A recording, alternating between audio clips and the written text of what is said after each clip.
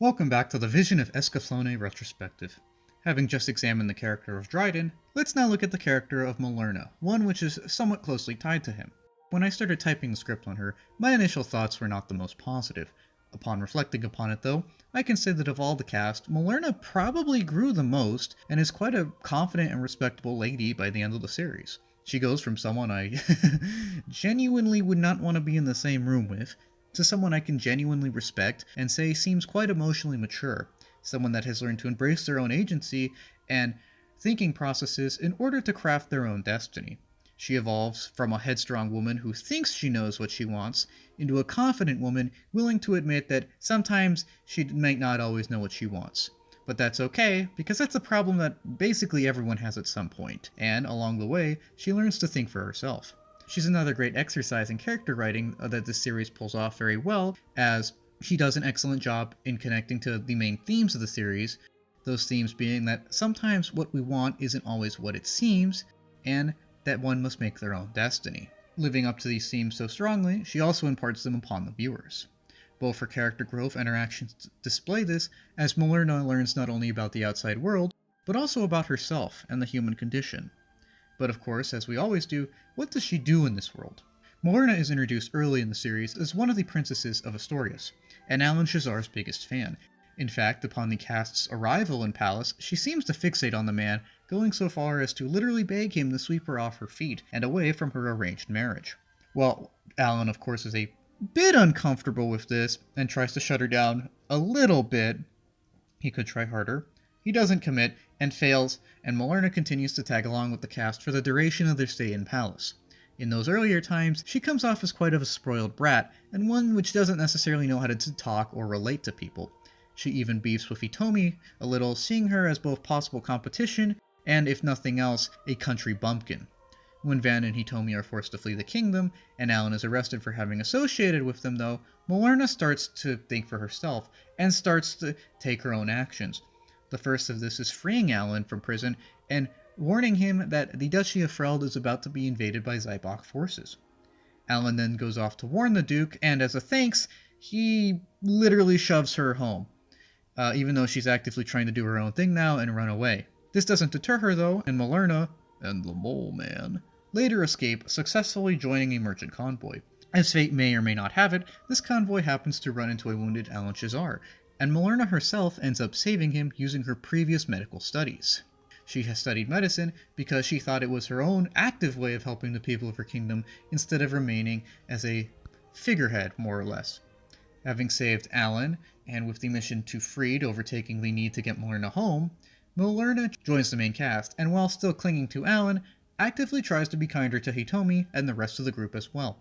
While staying in Freed, Millerna continues to nurse Alan and try and convince Prince Sheed of the group's innocence, and when said innocence is finally established, Millerna is allowed to stay in the villa of her deceased older sister, Marlene. Now, this was the previous wife of the current Duke, and here Millerna discovers that her sister's journal is intact. She reads it and learns that Marlene and Alan were once intimate, and that the Prince of Freed is actually Alan's son. This revelation rocks Millerna's worldview, as her ideal prince is now proven to be not so ideal after all. Now, while Alan technically did nothing wrong, as he probably would have married Marlene if, that was an option available, at the end of the day, this is still a guy who's kind of leading her along, and, never said this. And, come on, dude.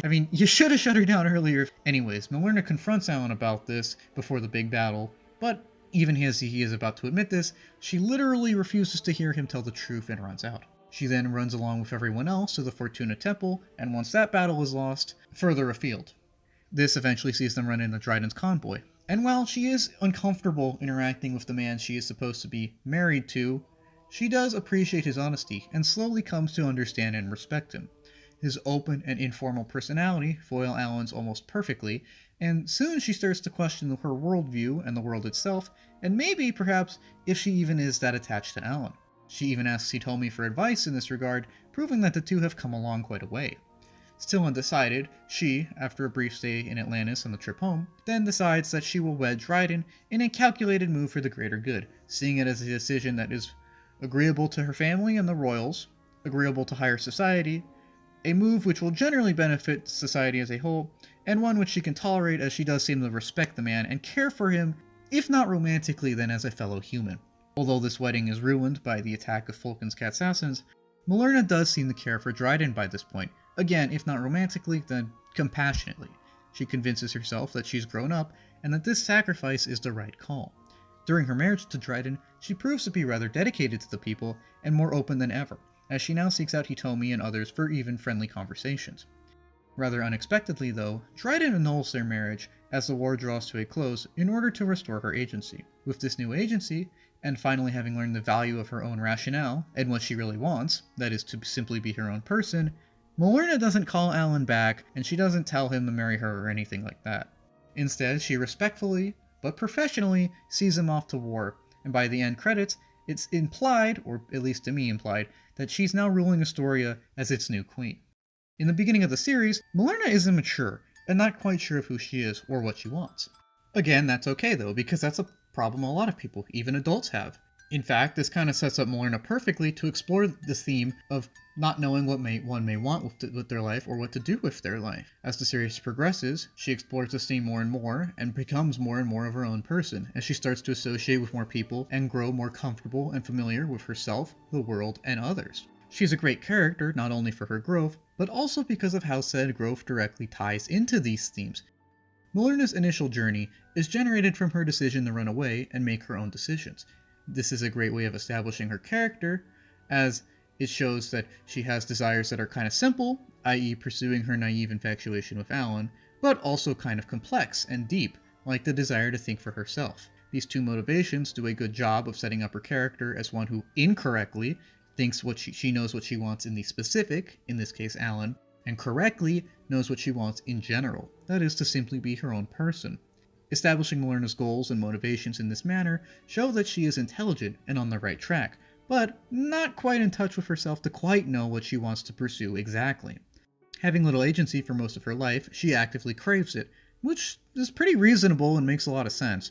But she initially wants it in order to pursue an idealized fantasy marriage, which is an unrealistic goal and shows that she has quite a bit to learn. All of this lets us know that she is flawed, but not because she's a horrible or immoral person, but because she's simply one that is still learning about how things work, learning how to interact with others, and learning who she is and what she truly wants. As the series progresses, she soon starts to learn things and meet new people, and grow as a result. This growth is most illustrated in several critical interactions that feed into one another. The first of these major interactions is when she learns that Alan is actually Sheet's father, and that he isn't perfect. This doesn't shatter Millerna, although it does cause Alan to lose quite a bit of stock in her eyes, and it also shows us that she isn't quite mature by this point, as she literally refuses to hear Alan admit the truth, which he seemed like he was about to do.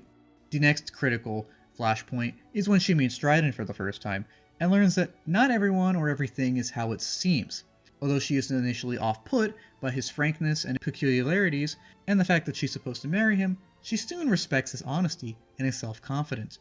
By this point, Millerna is starting to truly think for herself and balance both her heart and her brain, as she soon starts to question the status quo and what she really wants. This allows her to grow in many other ways as well, as we can see her grow more friendly with all those around her when she asks Hitomi for advice. She doesn't ask for a reading or any service, but simply Hitomi's honest opinion as a woman and as a friend.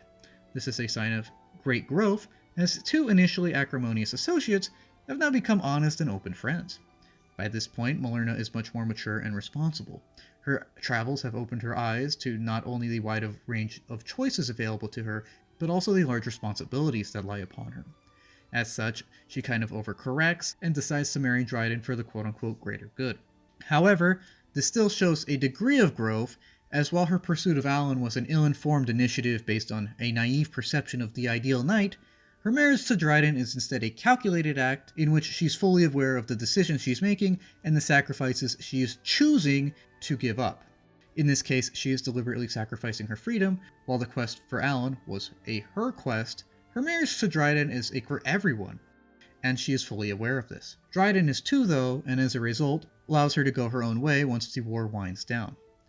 This sees Millerna reach her final form, as she has learned not only what it is to be her own person, but the value of being one's own person and thinking for oneself. She now knows that what she wants to be is simply herself, and what she's wanted all along is simply her own agency. She confirms this in her final scene with Alan when she respectfully, but distantly and professionally, wishes him luck and tells him not to comfort her. She pushes him away not out of some sort of spite, but out of the realization that she must learn who she is on her own, and that she must learn how to take comfort in herself before she can really commit to something or someone else, as if she doesn't necessarily know who she is at her core, it kind of makes it difficult to fully commit to something or someone else. In this way, Millerna's kind of gone full circle. She started her quest in her pursuit of Alan, believing that he alone would make her happy. By the end of her quest, though, she's now learned that if she wants to be happy, she has to put in the effort herself. And later, once she truly knows who she is, then she can pursue healthy relationships. She wants to learn how to solve problems instead of simply asking someone to do it for her, so she can be a better and more in touch person in her later life. Millerna is a great character because she also shows the process of someone learning to temper expectations and hold reasonable expectations. Not everything or everyone in life is going to be super, and nothing of the world is perfect. Millerna is a young woman learning this, and in turn also imparting this to the viewer. In specific, she learns that Alan isn't perfect, but in general, she learns that nothing is really, and it's up to us to deal with these things in a healthy and productive manner. She comes to grips with this, and we soon start to see her accept, learn, and evolve. She thinks more and more for herself, and realizes that clinging to naive idealizations of the perfect anything will only lead you astray. And this is a great and important lesson for anyone to learn, and another one of the reasons Millerna is important to the show as a whole, as she ties in very strongly to one of VoE's greatest achievements as a show, which is kind of deconstructing and disproving a lot of the fantasy tropes which one might expect for it. Millerna herself shows the need to discard naive idealizations and instead accept the fact that everyone has some sort of flaw. That's not to be a downer or say that life sucks, it's simply to state a fact that we all must work with. By accepting this though, Millerna can adopt a more honest outlook and therefore make better decisions for herself, as she can now base her decisions on facts and her own personal codes of conviction and moral and honor instead of just naive fantasies. She learns how to think, and this is a great example of how VoE subverts and disproves fantasy fate tropes one might expect from a series like this, as instead of simply ending up with the shiny knight and again being kind of reduced to a character with a lot less agency, Millerna instead learns that fantasy isn't all it's cracked up to be, and that she must think for herself. She must be her own person if she wants to engage in any kind of healthy relationship with others. While her initial decision to run after Alan was her quote-unquote finally acting and thinking for herself, in actuality, she starts to achieve this only once she learns that Alan isn't perfect and that she has to accept the imperfect nature of the world and move on in her own way, that she, to some extent at least, must make her own destiny. And this is why I take no issue with Millerna ending the series as single, as I honestly think it would be tasteless to kind of have her run back to Alan. Instead, her being single is pulled off tastefully as it firmly establishes her as the controller of her own fate, one of the key themes of the series, and it inverts certain viewer expectations. So often it's common that the princess will just marry the knight or prince or whatever, and that's that, and she's kind of reduced to just being the wife of the princess or the knight or the king or whatever. Again though, that isn't necessarily how the real world works. Everyone needs to be their own person, and this is true in almost any regard of life. Even in relationships, where one party might be committed to the other, that party probably sought you out because you are you. Therefore, even in this context, it's still important to know who you are and to be you. So often, idealized and naive infatuations are just that. And establishing Millerna as a character that learns this and the importance of being oneself in order to pursue healthy relationships is a great service to the viewer and the themes of the show in general. Her being single goes a great distance to prove this point, and prove her own growth. In fact, it'd be super hypocritical if, for a series all about making one's own destiny and deciding who you want to be, if the princess would go through all this and then just kind of throw it all away to be like, it's, my knight in shining armor. Doing this would throw away almost all of her growth and surrender some of the agency she just worked so hard to recover. Again, while Escaflowne takes place in a fantasy setting, it does a great service to the viewer by including realistic characters, developments, and relationships like this to buck unrealistic ideas and fantasies. In this way, VoE is an excellent deconstruction of many fantasy tropes, and this proves Millerna's importance in it as not just a character with great development and writing, but one that imparts true wisdom upon us. She isn't just some token princess that makes a few rebellious moves and ends up with the prince anyways. Instead, she is a confident and intelligent woman who has, on her quest to take back her agency, learned how to properly use it and learn what she truly wants. She's gained it back and is now mature enough to ponder how to use it, and come to the conclusion that what she really wants above all is to simply be herself, whether or not she's in a relationship. Again, she might pursue one later, however, it would be a better and different kind of relationship, as now she is in touch with who she is, as both a princess and a person.